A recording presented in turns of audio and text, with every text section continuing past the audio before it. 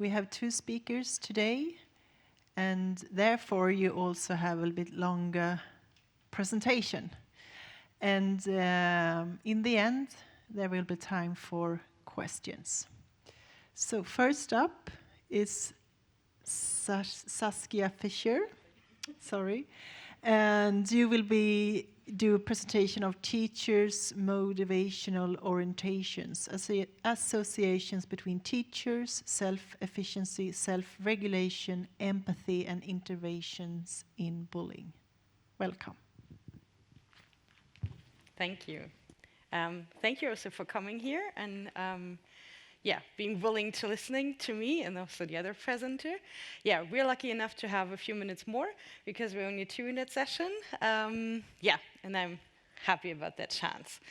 I'm going to lead you in the first part of my presentation through the, a little bit the theoretical background and explain to you a little what I mean with motivational orientations and how I came to the idea with bringing self-efficacy, self-regulation, and empathy together. So that's basically the theoretical background. And then in the second part, I'll lead you very briefly through some results that may or may not support that theoretical model that I came across with. All right, so I don't need to tell you that bullying is a risk factor for several developmental, areas and aspects. And we've heard that before today and also yesterday, and we probably will even hear that tomorrow, that if we take the socio-ecological perspective on bullying, which is often stated seriously, then we will have to notice that teachers are a central part in the bullying process.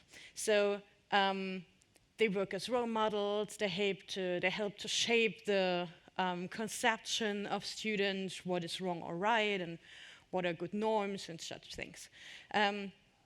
But what we also accept, or what we also have to accept then, is that they are important, but to be honest, we don't know very much about them. We know that they are important and what they should do. Probably we know that, we can discuss about that, but we know quite little about relevant characteristics of teachers. We know that they have to be able to identify bullying situations, and we know that they have to be able to intervene successfully, but we don't really know what helps them to do so. So what we also know is that we need to support teachers. Research has the task to support teachers in acting successfully and intervening successfully. And so we should really try to find out what are the aspects that are relevant for teachers to do so. So the open question is, what do teachers really need to act successfully? And if we also want to go for teacher training, we all know that the time of teachers is very rarely, and it's a really resource that we need to handle and treat carefully. And so it is better for us to know what are really the aspects that are important for teachers so that we can only support them in things that are really relevant. And that brings us to the idea of intervention competence. Intervention competence is an idea, competency-based approach is something that is very known in the teacher education, especially in Germany, but I think that this is nothing new. It's not limited to the German-speaking countries, we also find it internationally. And the idea of intervention competence is that competence is something that is necessary for successful professional action, and that competence can be learned and can be gained. So this is good. If we want to support it in teacher training, we assume that it is even possible. So we should know what these intervention competence really is composed of, because as I said before, only if we know that, we know how we can support teachers, and we can only know then what teacher education needs to address, and which aspects do not need to be addressed. So, as I said before, the competency-based approach is actually based on a model of teacher competence by Baumert and Kunter. This is a German-speaking model, but it was also published internationally. So I know that it doesn't have that huge impact as it had in the German-speaking countries, but you may have heard of that before, even though. They propose that competence composes of 4 areas of competence, which is knowledge, motivation, beliefs, and self-regulation. And here you find 2 words of what you also saw in the title of my presentation, self-regulation and motivation, and now I try to bring that together. So, let us imagine that teacher competence is kind of a puzzle. And you would assume that a 4-piece puzzle that you see here would be very easy to solve, but I can tell you it's not. Because we don't really know what is even printed on that pieces, and we also don't know if that 4 pieces really are enough, or if we may need more to actually create the picture that we want to create with the puzzle. Let me go through that 4 areas that are theoretically stated to be important. Knowledge, of course, is the cognitive prerequisites and objective facts that people need to accomplish a task. And beliefs, it is a little bit similar to that, but needs to be separated from it. It's something that is subjectively true, and it is affective, individual, or collective beliefs. Not that easy to be separated in practice, but this is not what is the major part of today's presentation. I'd rather tell you a little bit more about how to define motivation. Motivation can be defined as reasons to initiate and maintain action. This is a short but very deep definition because it means that it helps us to understand why and how somebody is acting. Self-regulation can be defined in 2 ways. There's one definition that we mostly find in the German-speaking countries from that Baumert and Gunther model that I told you before, and they say self-regulation is coping successfully with demands. If you are able to if you have enough abilities to cope with demands, then you have a good self-regulation. That is the one definitional aspect that you can find. And the second is a little different to that, or it's actually quite different to that, because it says self-regulation is the ability to maintain action until someone was able to reach goals. If we now look a little closer into the literature of self-regulation, then we will find that the second definition is really dominating, especially the international research literature. So we can say self-regulation is defined as this, the ability to maintain action to reach goals. And if we now look further at these 2 definitions of motivation and self-regulation, we find that they are very close to each other. Because, I mean, what it is actually, a reason to maintain action would be a high ability to maintain action until you reach a goal. So if we follow these definitions, self-regulation kind of becomes a part of motivation, because it is one reason to initiate and maintain action, to be able to do this until you have reached a goal. So these 2 move very closely to each other, and that's why I called them motivational orientations, because it is pretty much the same. At least that's what I state here. Okay, so if we do this, and if we move the self-regulation as an aspect of motivational orientation, then we're only left with 3 puzzles. Still hard enough to solve that puzzle. So if we want to build if we want to build intervention competence of teachers, the competence they need to be able to successfully intervene in bullying situations, then we will need to make clear what these pieces of the puzzles actually show. And so we can have a look in the literature, and we can see what are things there, what are competency aspects that are often stated in the literature, so that we can say that that might be important to build the whole picture of intervention competence of teachers. And we find in the literature that it is often stated that knowledge about bullying is important, knowledge about the consequences of bullying is important, of course, the ability to identify bullying is important, attitudes towards bullying in general, and also attitudes about violence in general, perceived seriousness of particular bullying incidents, but also of bullying in general, empathy with the students involved, and self-efficacy, which is the personal belief that someone has enough abilities and capabilities to in this case, make a change in bullying situations. So now we take the things that we find in the literature and try to order them to the pieces of the puzzle.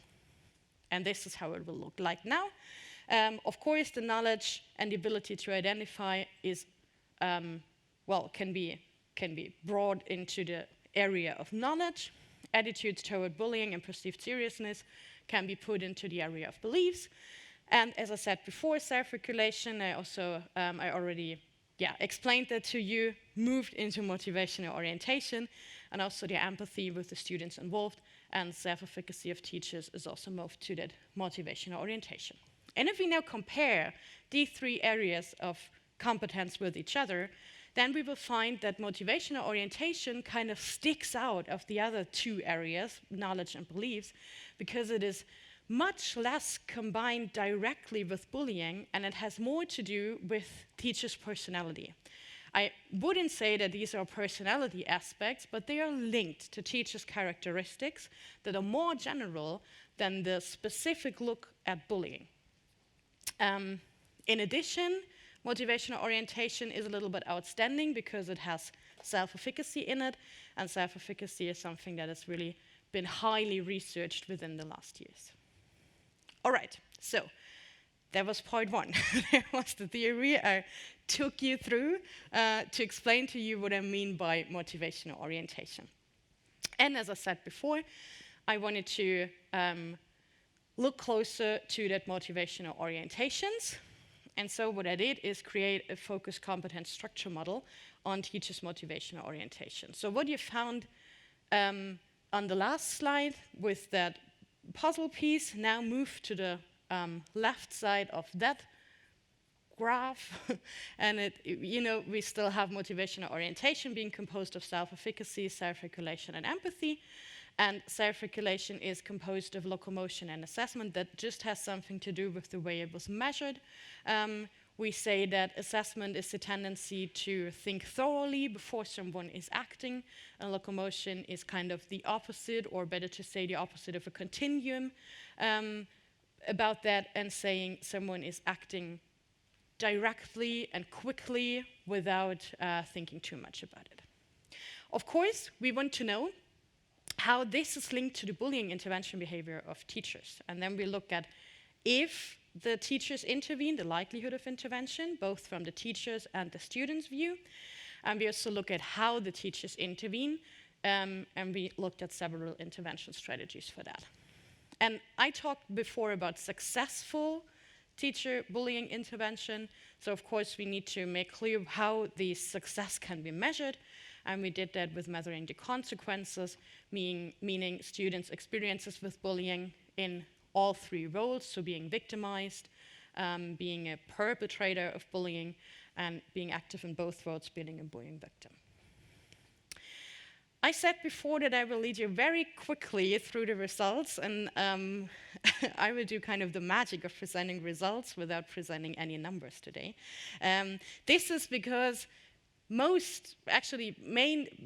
almost all the results that I present to you now have already been published in particular singular papers that you can see here. So all the data come from a study that was conducted in 24 schools in a federal state in the east of Germany, and we have more than 550 teachers and more than 2,000 students in our sample. All right, so these are the results. So you see that the model changed a little bit. The model that I built with you with the theoretical knowledge, this is now the empirical knowledge, and I will lead you through the changes a little bit now. First of all, we place the emphasis on teachers' motivational orientation. And you will remember that I told you before that there are three aspects that are relevant for teachers' motivational orientation: self-efficacy, self-regulation, and empathy. Empathy has gone. Not because we forgot about it, but because the results showed that empathy was neither associated with teachers' intervention behavior nor with students' bullying experiences.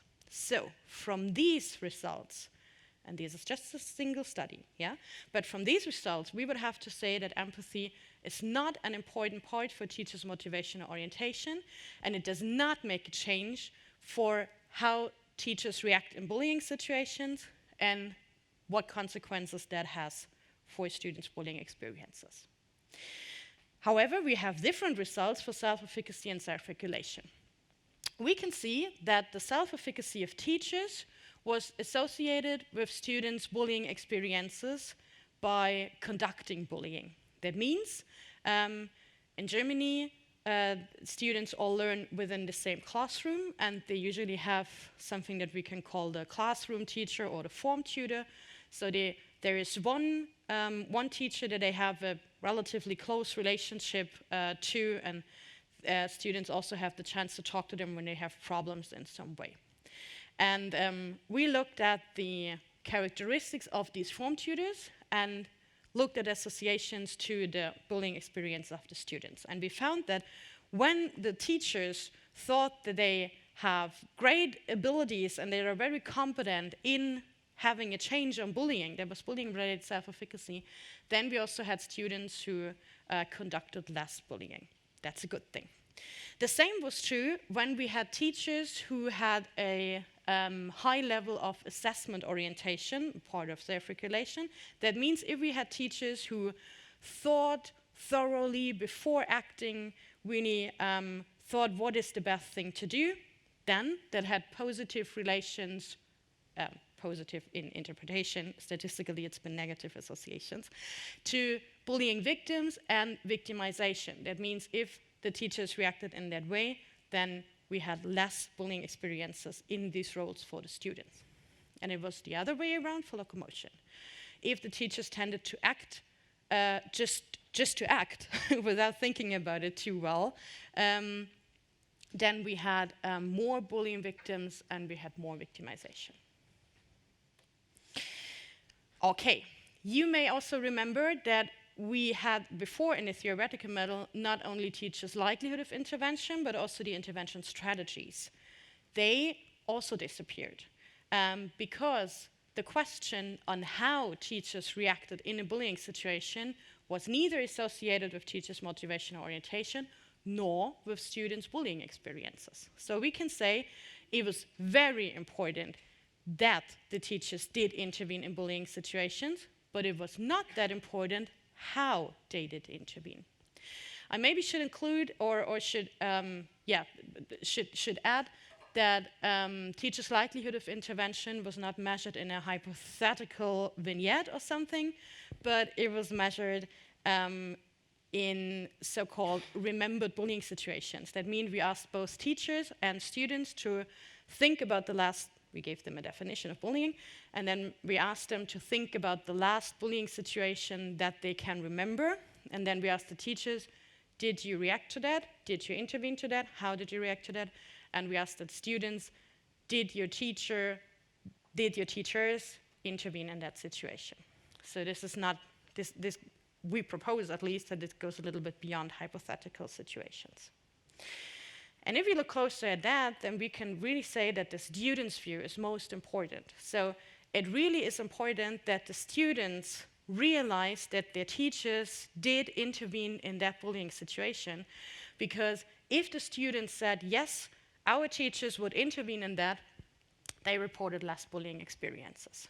And that, again, does have implications for how the teachers should react, because it stresses the importance of, for example, including the whole class or the whole school, because it would make visible to the students that the teacher did react in a bullying situation. And this is what they, from that data, this is what they will need to know. Students need to know that their teachers react. This is most important for their bullying experiences. All right, concluding this. We can say teacher self-regulation and self-efficacy are parts of teachers' intervention competence. We would say that it would be important to do further investigations on that. The students' views on teachers' intervention behaviors are particularly significant. I explained that right away. And which intervention strategies in particular are used, may not be as significant as the question if or if not the teachers intervene at all. Of course, there's need for further research. If you remember the direct association that we had between teachers' motivational orientation aspect and students' bullying experience, of course there's that question, how can this be explained? And we don't know, we can't tell from our data. It may be important that students' intervention behavior is relevant, it may be that student-teacher relationship is relevant, it may be that perceived teacher support is relevant. We just don't know that yet, we need further research on that. We also don't know which aspects are associated with teachers' personality beyond these factors that we investigated here and that are not closely linked to bullying may be important for teachers' intervention. So what else besides self-efficacy and self-regulation may motivate teachers to intervene in bullying situations, and which of these motivational factors may not be associated directly with the bullying situation, but may have more to do with the teachers themselves. So how can we distinguish between teachers who tend to intervene and those who do not? That would be an open question. And of course, we also don't know the associations between the areas of competence that I stated before. So we only looked at motivational orientation very separately and isolated. We don't know how this is linked, for example, to other areas, most importantly, for example, to beliefs, perceived seriousness, or something like that. These are open questions as well. Thank you.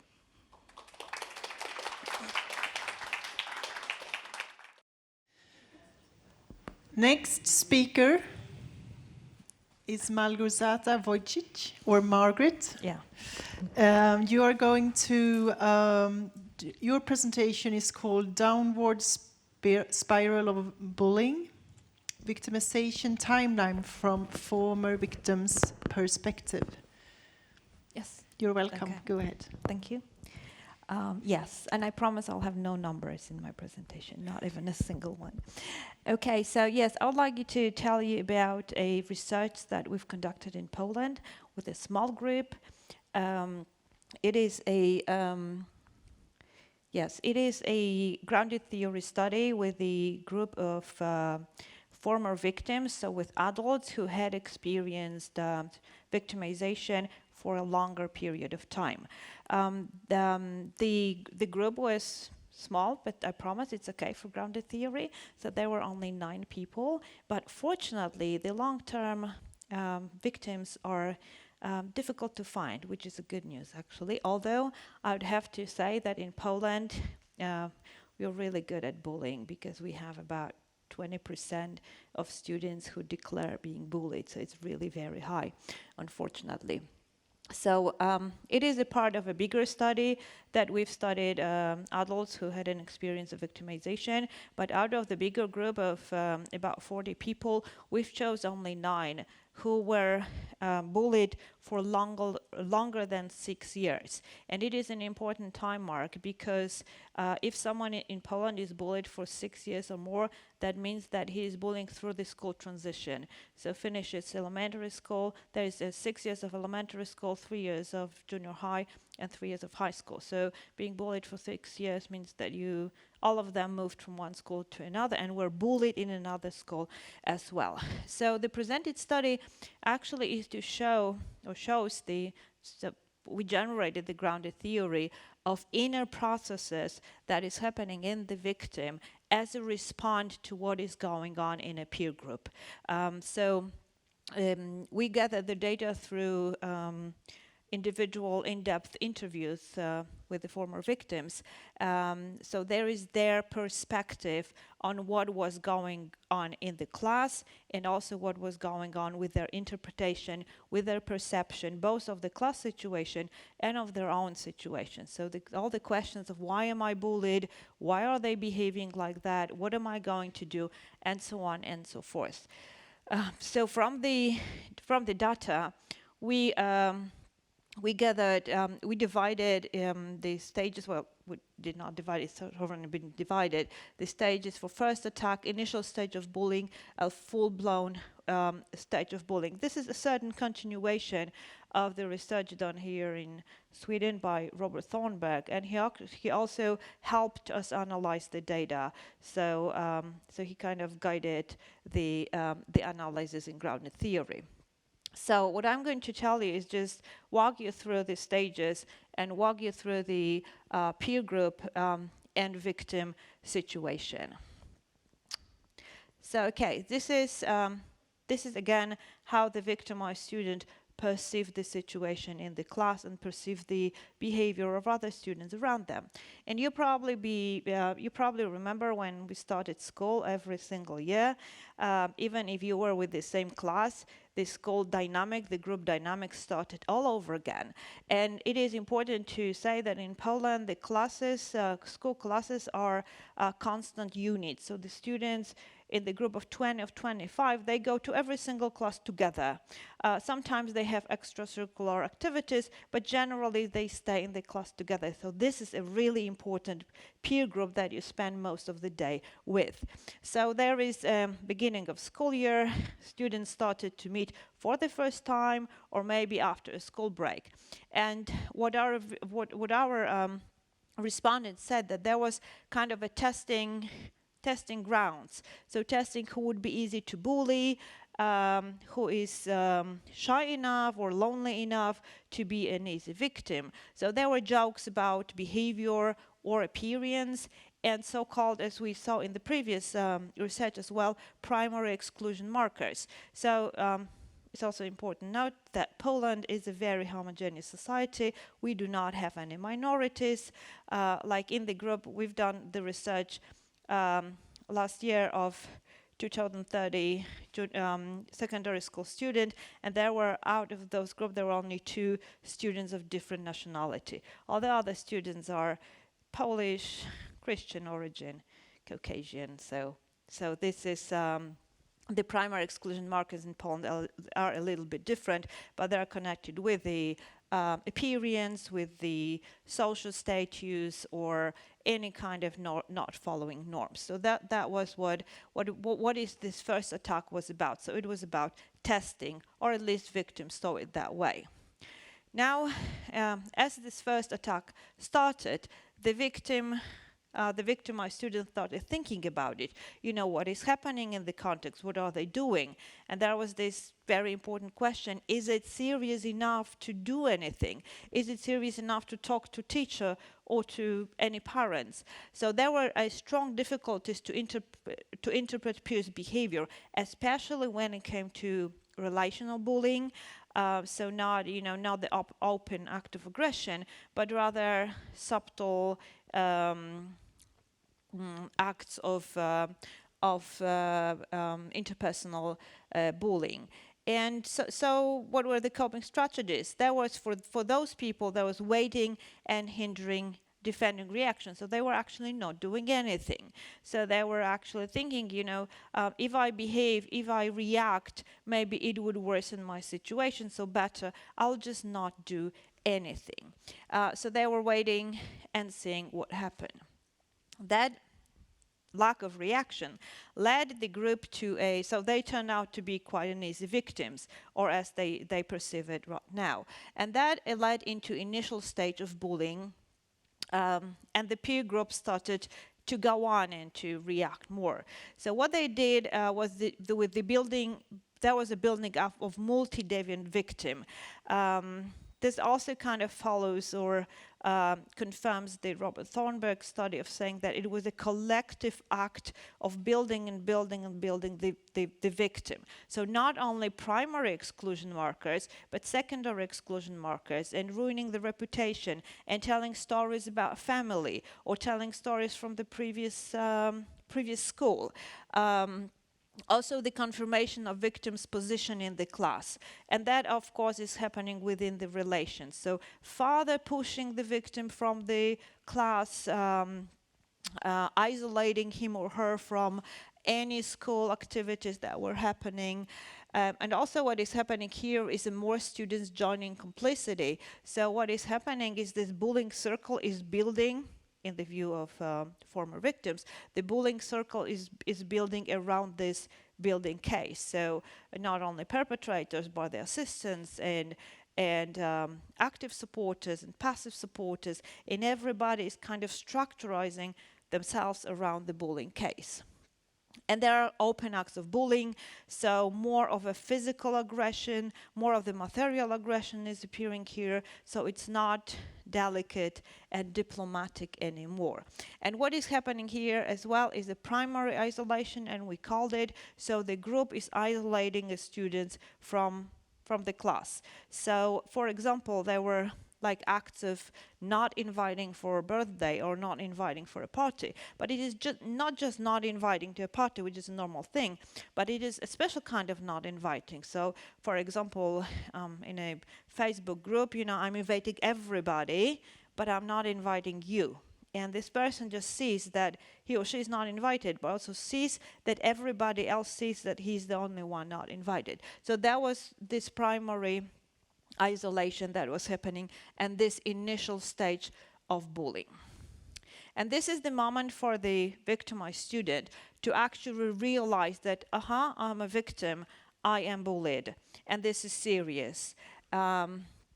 And this is also the moment that my respondents remembered very well of actually asking himself or herself a question of, why am I bullied? And this question actually went on for the whole time of victimization.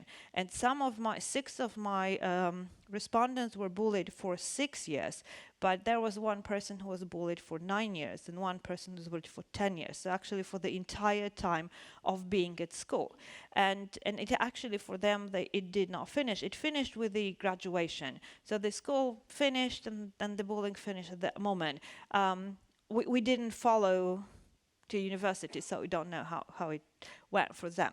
So this is this question, and this turned out to be a very important question. Why am I bullied? And in this initial stage of bullying, my respondent remember answering that question in a certain way. So first of all, I'm bullied because bully is about a person, there is a peer pressure, or they are doing it for fun because they are bored. So this is an external attribution.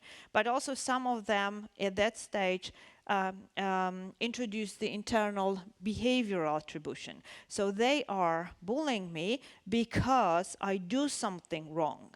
I behave in a wrong way, I walk in a funny way, I laugh in a ridiculous way, and I'm too clever and I'm too good at math and I'm answering all the questions. So for example, there were the answers to that question, why they bully me. So this is because I am behaving in a wrong way. I do not have the right shoes and I don't have the right clothes.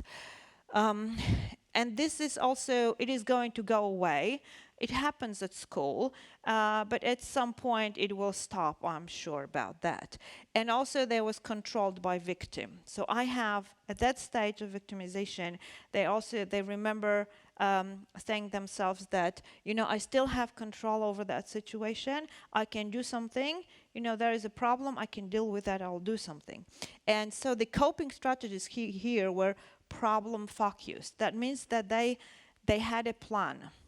For example, one of the girls, women, said that she remembered that she realized that she is laughing in a very funny way. And she went home and she practiced at home laughing in a different way. So the students would not laugh at her. Another one asked mom to buy shoes that everybody was wearing in the class. Another student realized that he's probably very annoying because he's answering all the teacher's questions during math class. So he decided not to answer that question anymore. So they were kind of planning and executing that plan during a school day. Also, the problem-focused strategies were connected with the relation to the bully. So for example, some of them pretended to be a bully friend, another was kind of, laughing at the situation, trying to show that it is not very serious for him. Some of them one girl decided that she needed to make more friends, so started to try to gather a group of people around her. But those, for my group, those strategies were not very successful, unfortunately. And that led to the full-blown stage of bullying. And this what is happening in the peer group. Very frequent open acts of bullying started to happen. So they remember that it was every single day. And there were also multiple forms of bullying. So for example, material bullying started to happen, like destroying or hiding things, taking the books or destroying copybooks, or I don't know, pouring water to somebody's shoes, and so on and so forth. Also, cyberbullying started to happen more and more, especially in a group, like the relation bullying. You know, some of them produced the pictures and circulated them around. So there was really multiple forms of bullying, and they happened to be very frequent. And also they were open act of bullying, which was really surprising for us, because all of the respondents say that they thought that teachers were aware of that, because they were so frequent that they, for example, happened during a class, a regular class. So they perceive it that way. And there was also this confirmation and recreation of exclusion. So with every single act, both at school and online, this exclusion was confirmed. Yes, you are out of the class. Yes, we don't like you. Please keep away. Without saying please, obviously. And this is also a very important moment that we noticed in the study, that it was a very important moment in time that the last friend or ally left. So they had some friends in the class or some colleagues that they spent time together, but when this full-blown stage of bullying happened, the friends left. Some of them just left, some of them turned into frenemies, and some of them turned into bullies or bully assistants. But some friends, for example, said that, listen, I see this situation, I'm sorry for what is happening to you, but it is so dangerous, and I feel so unsafe in that situation that I cannot be your friend anymore. Also, there were some defenders, some students who tried to defend, or some students who tried to be nice to the victimized students, but at that stage, when it got so intense, they left. So this is the moment that a victim is left alone. I'm not mentioning teachers, because the teachers were not present in the narration of my respondents. Only 3 of them tried to talk to the teachers during this long time of victimization, but they didn't receive any help, so they stopped asking for help. Yes, and this is the full-blown stage of bullying for a victimized student, and the main feelings are feeling of anxiety, fear, and helplessness. But what is really important to notice is how the causal attribution is changing. And this is what I tell to when I teach the teachers. I say, this is the answer for their question. And the question they often ask is, why this student who is new coming to my school, to my class, why is he or she behaving in that way? He's kind of, a provoking bullying, because he's not smiling, he's not making friends, he's not open to the engagement, to any relationship. So it is actually his or her fault. And why is that? And this is actually the answer to the question, because this question that victim asks himself or herself, why they're bullying me, changes. And it changes into, they are bullying me because it's entirely my fault. It is not external, it's not behavioral, it is dispositional, characterological. So this is my features of character, because I'm stupid, because I'm not worth of having friends, because I do not have social skills, because I'm fat, ugly, and so on and so forth. So, and this is not even, there is no sense to tell the teachers, because the teacher is not going to change me, so why would I even bother? Stability it is going to last forever, it is never going to change, and it is absolutely out of my control. You know, there's nothing that I can do about it. And the coping strategies change. So they're maladaptive and emotion focused. So this is the moment that something that we call hostile attribution happens. So whatever happens, if somebody comes to me and wants to talk to me, you know, I interpret his or her behavior as hostile. He's probably going to bully me again. So I will isolate myself from the situation. I will not engage in a situation. I will not do anything about it. I'll just isolate myself from any peer group, because it's not just this peer group that bullies me, but there are generally, you know, the people around me. So those people in this study, they did not form any alternative peer groups. So they didn't have alternative peer groups. And how they see it now is because of the hostile attribution, of the expected hostility. What they did to cope with the situation was develop the hobbies that they did by themselves. They started writing blogs, or they started reading a lot, or they starting, you know, creating art, anything that they were, but doing it alone. So they were trying to isolate themselves from the peer group and from that situation. And actually what we suggested after that study, developing programs, is that the teachers really need to look at the cognitive representations of bullying and the explanations of bullying at the victim, and because we also ask, you know, how do you think, what should have happened that would be helpful? And they said, you know, if they explained to me that it is not my fault, that it is a group dynamics, that it is happening in the group because of this, this, and that, we're able to explain it really logically, I wouldn't probably develop this hostile attribution, and it would not, because the hostile attribution stopped them from forming a good group in another class and another class, or forming an alternative supportive peer group. So, you know, looking at that from that perspective would and teaching the teachers, of coaching the teachers on, you know, talking to the victim, taking it very seriously, and explaining that it is that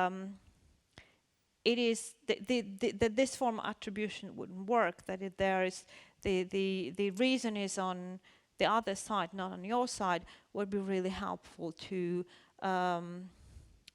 equip the victim or victimized student with the tools to form a supportive group in another class. Okay, thank you.